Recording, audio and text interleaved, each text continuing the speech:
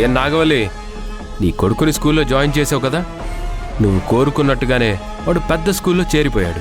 ఇప్పుడు హ్యాపీయా? నా కొడుకు విషయంలో సంతోషంగా ఉంది, కానీ తిరిగి వస్తుండగా ఆ రాధ నన్ను చూసింది. నీ మనుషులతో నన్ను చూసి రాధకి అనుమానం వచ్చుంటుంది. ఇప్పుడు ఆ విషయం రాధ మా ఆయనకి గాని చెప్పిందంటే ఆయన నన్ను చంపేస్తాడు. నాకు ఏం చేయాలో అర్థం కావట్లేదు. చాలా కంగారుగా ఉంది. ఎందుకంత కంగారు పడుతున్నావు?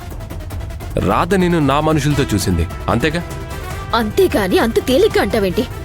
ఇప్పుడు నేను సిటీకి ఎందుకు వెళ్ళానని మా ఆయన నన్ను నిలదీస్తే ఏం సమాధానం చెప్పాలి? తనకి చెప్పకుండా సిటీకి వెళ్లాల్సిన పనేంటి అని అడిగితే ఏమని సర్ది చెప్పాలి? నాకు కాళ్ళు చేతులు ఆడటం లేదు. నువ్వే నన్ను కాపాడాలి. వల్లి,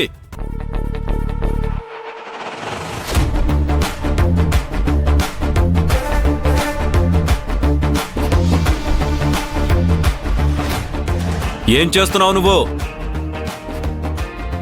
నిన్ను కాపాడమని ఎందుకు అడుగుతున్నావు?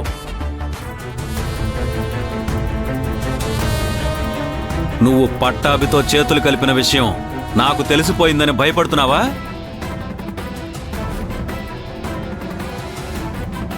ఛీ, ఏం మనిషివే నువ్వు? మొగుణ్ణి మోసం చేయడానికి సిగ్గులేదా నీకు? నువ్వు వీడి మాటలకు లొంగిపోయావని రాధకు అనుమానం వస్తే మీ వదిన చచ్చిన అలాంటి పని చేయదని నేను నమ్మకంగా చెప్పానే. కాని నువ్వు రాధ అనుమానాన్ని నిజం చేసి నా నమ్మకాన్ని వమ్ము చేశావు కదే. నీచురాలా, నిన్ను! ఏంటి నోటుకొచ్చినట్టు వాగుతున్నావు? నీ చెల్లికి అనుమానం వస్తే నువ్వు నమ్మిస్తావా? చెల్లి చెప్పింది విని రెచ్చిపోతున్నావు కానీ నాకు చెప్పుకునే అవకాశం ఇవ్వవా? ఇంకా నువ్వు చెప్పేదేముంది? నిన్ను కాపాడమని ఈ పట్టాభిని బ్రతిమలాడడం నేను కళ్ళారా చూశానుగా. చూసావు, కానీ నేను దేని గురించి బతిమాలుతున్నానో తెలుసుకోవా? నీ పాపాన్ని కప్పిపుచ్చమని అడుగుతున్నావు, అంతేగా? నా కొడుకుని విడిచిపెట్టమని వేడుకుంటున్నాను. వాడు లేకుండా నేను బతకలేను. వాడిని నాకు అప్పగించి నా జీవితాన్ని కాపాడమని అర్థిస్తున్నాను. అంటే నేనే నిన్ను అపార్థం చేసుకున్నాను అంటున్నావా? అవును. నువ్వు నిజంగా ఏ తప్పు చేయిందానివైతే నాకు చెప్పకుండా సిటీకి ఎందుకు వెళ్ళావు? మాట్లాడవే, ఏం పని నీకు సిటీలో? తనకేం పని లేదు. నా పని కోసమే నాగవల్లిని సిటీకి పంపించాను. నీ పని కోసమా? ఏ పంపకూడదా? మీరు ఇంటి చాకరీయే కాదు, ఏ పనైనా మీతో చేయించుకునే హక్కు నాకుంది. చెప్పింది చెయ్యాల్సిన అవసరం మీకుంది. ఎందుకంటే నీ కొడుకు ప్రాణం నా గుప్పెట్లో ఉంది. నీ భార్యను తప్పు పడుతున్నావు, కానీ అసలు నువ్వేం మనిషివి? కొడుకు ప్రమాదంలో ఉన్నా నీకు ఏమాత్రం పట్టింపు లేనట్టుగా ప్రవర్తిస్తున్నావు.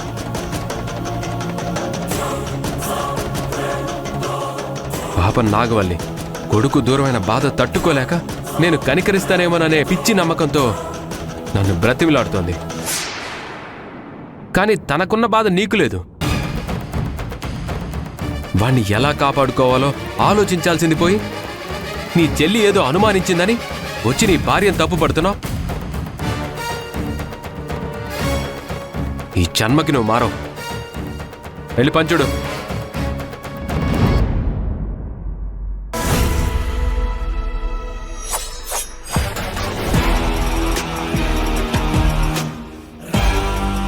నీ మొగుడు నా బుర్ర హీట్ ఎక్కించేశాడు నాగవల్లి. వెళ్ళి స్ట్రాంగ్ కాఫీ పట్టుకురా.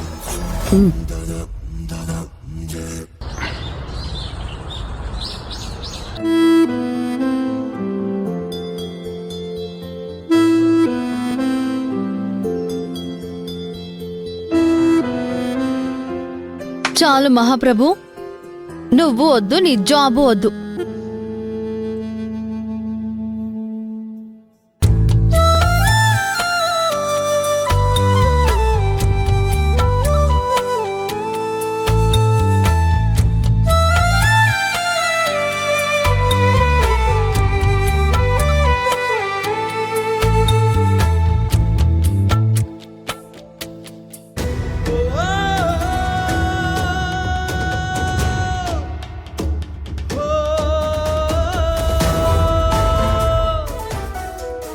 ఏమైందిరా? ఎవరైనా సెట్ అయ్యారా లేదా? ఇప్పుడు ఎలా రా? తెల్లారితే ఖుషి బర్త్డే. అదే అర్థం కావడం లేదమ్మా. ఖుషి, డిన్నర్ టైం అయింది రామ్మా. నీకిష్టమైన పాస్తా రెడీ చేశాను. ఖుషి, వస్తున్నాను.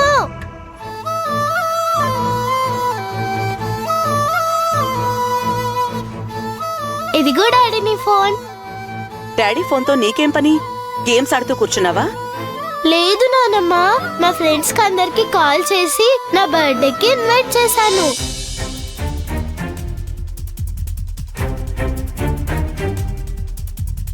అందరూ తప్పకుండా వస్తానన్నారు. ఎందుకో తెలుసా?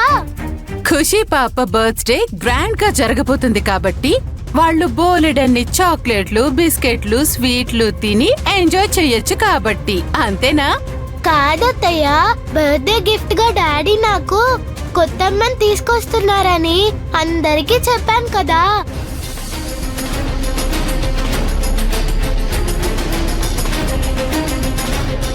నా కొత్తమ్మ ఎవరో తెలుసుకోవాలని వాళ్ళంతా చాలా ఎక్సైటింగ్ గా ఉన్నారు.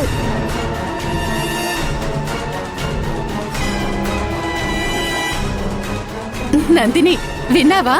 పిల్లలందరూ నిన్ను చూడ్డానికే వస్తున్నారంట. అయ్యో, ఇప్పుడు నాకు ఎక్సైట్మెంట్ పెరిగిపోతుంది. ఖుషి, నేను మీ ఫ్రెండ్స్ కి నచ్చుతాను కదా? ఎందుకు నచ్చవే? నీకేం తక్కువ? అవును, నాకేం తక్కువ. చూడండి, రేపు పార్టీలో అందరినీ ఎలా ఇంప్రెస్ చేస్తాను.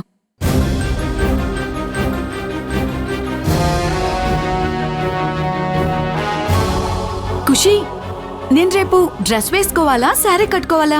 నీ చాయిస్. నాకేదైనా ఓకే. నాకేదైనా ఓకే. అంతే కదా డాడీ? నీ చాయిస్ ఇంకేదైనా ఉంటే చెప్పు, లేదంటే నా చాయిస్ తో నేను ప్రొసీడ్ అయిపోతా. డాడీకి కూడా ఏ ప్రాబ్లం లేదు నందిని. నీకు నచ్చినట్టు నువ్వు రెడీ అవ్వు. పద, నాకు డ్రెస్ సెలెక్ట్ చేసుకుందాం. చూసావా నందిని ఎంత సంతోషంగా ఉందో? ఖుషి కూడా నందినికి అబ్జెక్షన్ చెప్పలేదు. అంటే అది నందినిని అమ్మగా అనౌన్స్ చేయటానికి ఆల్రెడీ ఫిక్స్ అయినట్టే కదా.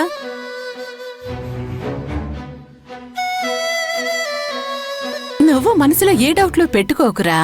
రేపటి నుంచి అన్నీ సెట్ అయిపోతాయి.